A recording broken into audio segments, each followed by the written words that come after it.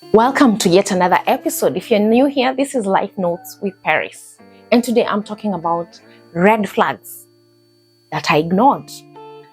And sometimes people don't understand what are red flags. Red flags are behaviors of someone that you feel you may not condone in future, or you actually don't really know. Because for me, to some extent, I think I was very naive and I didn't understand what was a red flag at that time. And number one of the red flags was silent treatment.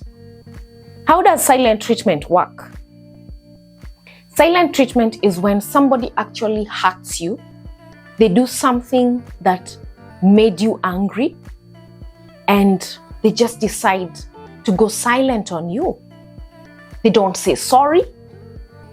They don't come back to you. They keep quiet. If you were chatting with them on WhatsApp, they no longer do it. If you were calling them or if they were calling you, they no longer do it. And so with silent treatment, it's a manipulative way whereby somebody knows you love them so much. And for that reason, you'll always come back. So they go silent. And after some time, you think to yourself, I love this person. I want this relationship. And because of that, you decide to call them. I didn't just go ahead to call them, but sometimes I went ahead to apologize for what they did, because I'm like, all this, they've been silent for 2 weeks. Looks like maybe I was the one who was wrong. So let me just say sorry for this thing to go on. And that was one of the big red flags. The other thing is a person who never apologizes.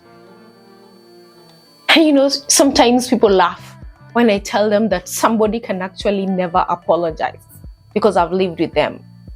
Yeah, they do wrong. They'll just find a way of going around it. They will never remove a sorry.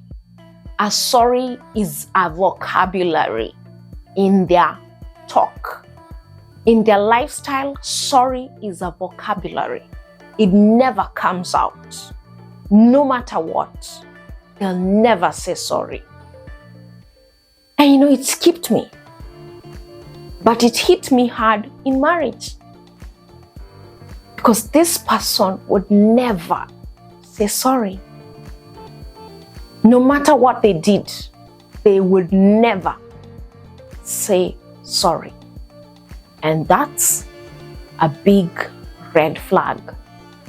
If someone is not willing to own up to their wrongs and just say, I'm sorry, I know it hurt you.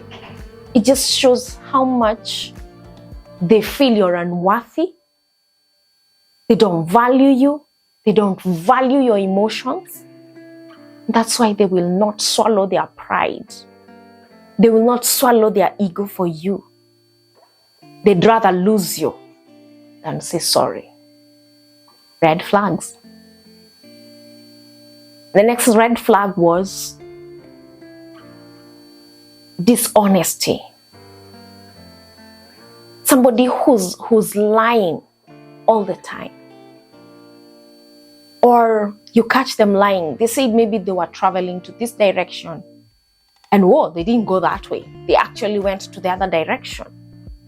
Or they said they were going to be available for you on this weekend, and all of a sudden they were not able. So they never keep their word. It's not that they have emergencies coming up in their life. No, that's going to be actually their lifestyle. When you get into a committed relationship, that will be their lifestyle. They will be inconsistent, dishonest, always having a second thing to say. It's Friday. They know they're supposed to come home, but they will always have a reason why not. Because they build dishonesty and you allowed it. So it grows. And that's a red flag that will always come up. You looked at it as small, but it will be big in marriage. Another flag is people don't just start fighting in marriage. Some people actually show you that they can actually fight you way before marriage. And that was one red flag I ignored. Or maybe, let me say, I handled it in a tough way and I thought I won. When we were just in a relationship, there's a time, I don't know what happened, I can't remember very well. And they just pointed at me and I was like, excuse me, what is that? What does that mean? I was like, do I look like I'm married to you? Why point me like that? And guess what? These people didn't point me again for the rest of the relationship. But when we got into marriage, in marriage, if I say back, they laid a slap and they would lay another one. And definitely, of course I didn't sit back. I fought back. I thought it was a red flag. I ignored the fact that somebody can actually have the energy to push your head with a finger or just point at you with your finger is a sure sign that given an opportunity, they will blow you either way. That is a red flag of a physical abuser.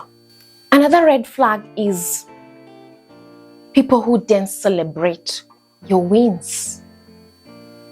Yeah. When they are winning, you celebrate them. You clap for them. When it's you, they're like, oh, okay. It doesn't sound like it actually happened. You even are the one pushing them to see the photos. Can you see the photos? Can you see where we went? They don't really want to see. They're not celebrating. You tell them, you know what? I was among the leading in class. And it's like,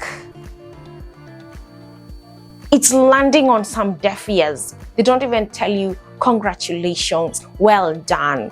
I like that. You were my girl. You're doing well. Do that again. Just look at you. And that was a red flag of people who don't celebrate you. And you're left wondering, what exactly are they for? Who exactly are they for? But at that time, because you're too much in love, you don't see it. You don't join the dots.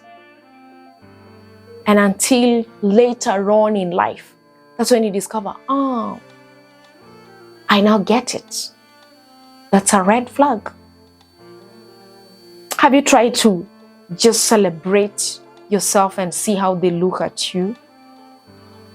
You could discover that they're really for you. The next thing I did was ignoring friends. I really ignored friends. Friends who told me, this person is moving out.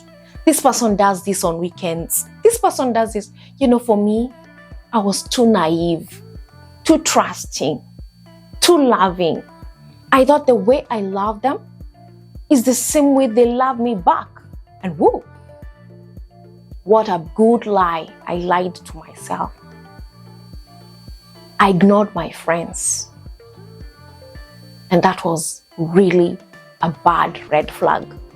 I know they are evil friends, but sometimes you need to go back and look at your very friends that tell you those things.